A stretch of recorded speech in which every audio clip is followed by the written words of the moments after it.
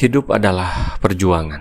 Bahagia atau tidak sengsara bukan berarti tidak menghadapi tantangan dan kesulitan. Justru terkadang kebahagiaan itu diraih ketika menghadapi kendala dan rintangan. Inilah kisah kebahagiaan Nabi Musa yang berjuang di jalan Al-Quran. Walataka hadisu Musa, apakah telah sampai kepadamu kisah Musa? Idro'a naran faqala li ahlihim kusu inni anastu narul ali atikum minha biqabasin aw azidu alan nari huda. Ketika ia melihat api, lalu ia berkata kepada keluarganya, tinggallah kalian di sini.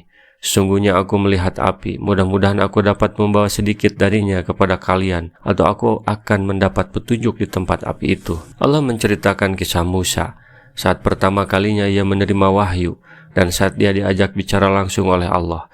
Demikian itu terjadi setelah Musa menyelesaikan masa perjanjian kontrak kerja, mengembalakan ternak terhadap mertuanya. Lalu Musa berjalan dengan keluarganya, yang menurut suatu pendapat menyebutkan bahwa tujuannya adalah negeri Mesir, yaitu setelah dalam waktu yang lama ia meninggalkannya, lebih dari 10 tahun. Dalam perjalanan itu Musa membawa istrinya. Musa sesat jalan, saat itu sedang musim dingin. Lalu ia beristirahat di sebuah lereng bukit, sedangkan cuaca saat itu sangat dingin, disertai dengan kabut awan dan gelapnya malam. Kemudian Musa membuat api dengan batu pemantik apinya, sebagaimana yang biasa dilakukan di masanya dalam menyalakan api. Akan tetapi usahanya tidak membuahkan sepercik api pun.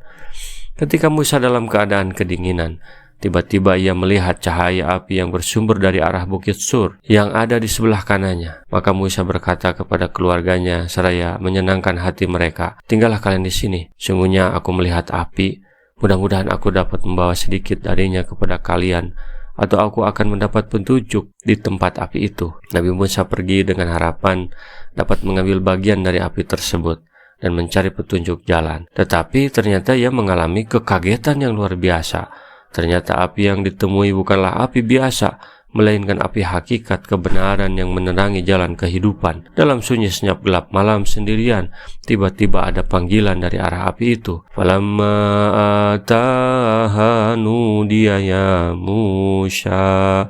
Maka ketika ia datang ke tempat api itu, ia dipanggil, hai Musa, ini ana rabbuka fahla'na alaika innaka bilwadil muqaddasi tuwa. Sesungguhnya aku inilah Tuhanmu, maka tanggalkanlah kedua terompahmu. Sungguhnya kamu berada di lembah yang suci, Tua. Ini tempat suci dan kamu di hadapan yang maha suci. Maka lepaskanlah apa yang ada di kakimu. Lepaskan dunia yang hina dina ini. Jangan injak tanah tua yang suci ini dengan terompah yang kotor. Lihatlah batas suci masjid ini. Wa ana akhtartuka fastami' lima yuha. Dan aku telah memilih kamu, maka dengarkanlah apa yang akan diwahyukan kepadamu. Aku memilihmu. Inilah proses pengangkatan pemimpin petugas Allah, Rasulullah. Jika di alam demokrasi pemimpin dipilih oleh rakyat, maka para nabi langsung dipilih oleh Allah.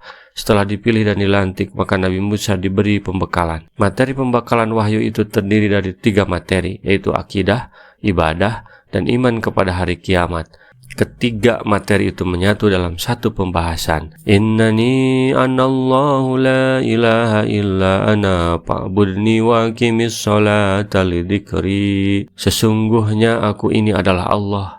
Tidak ada Tuhan selain aku, maka sembahlah aku dan dirikanlah syalat untuk mengingat aku. Tidak ada Tuhan selain aku, kata Allah.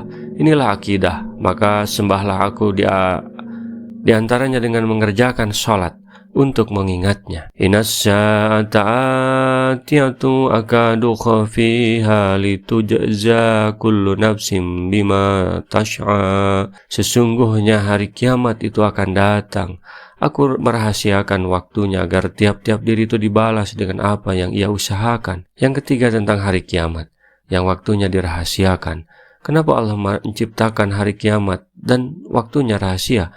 Supaya manusia selalu siap siaga, selalu hati-hati, dan bertanggung jawab atas dirinya masing-masing. karena pada hari kiamatlah keadilan akan ditegakkan. Fala yasudannaka anha ma la yu'minu biha wattaba hawahu fatarda. Maka sekali-kali janganlah kamu dipalingkan darinya oleh orang yang tidak beriman kepadanya dan oleh orang yang mengikuti hawa nafsunya yang menyebabkan kamu jadi binasa. Oleh karena di hari kiamat itu tanggung jawab masing-masing diri. Maka ketika di dunia ini, perilaku orang yang tidak sadar, yang mengikuti hawa nafsu dan lupa diri, mendustakan akhirat, tidak perlu jadi penghalang kamu untuk berbuat lurus dan baik. Karena jika mengikuti orang kebanyakan yang jahat itu, kamu juga akan celaka seperti mereka. 3 pelajaran penting episode ini. Yang pertama, jangan dengar kata orang yang tidak mendukungmu, bahkan menghinamu, karena jika mengikuti mereka, kamu akan gagal. Yang kedua, kenapa kiamat itu dirahasiakan? Agar manusia bertakwa setiap saat. Untuk itu lepaskan sandal dunia ini. Yang ketiga, dalam demokrasi, pemimpin dipilih oleh rakyat. Rasulullah atau utusan Allah seperti Nabi Musa dipilih dan diangkat langsung oleh Allah yang memiliki hak suara tunggal. Rasulullah SAW bersabda, "Baligu anni walau ayatan." Sampaikan dariku meskipun 1 ayat. Mari kita sebarkan jalan kebahagiaan dengan like, share, dan subscribe channel ini.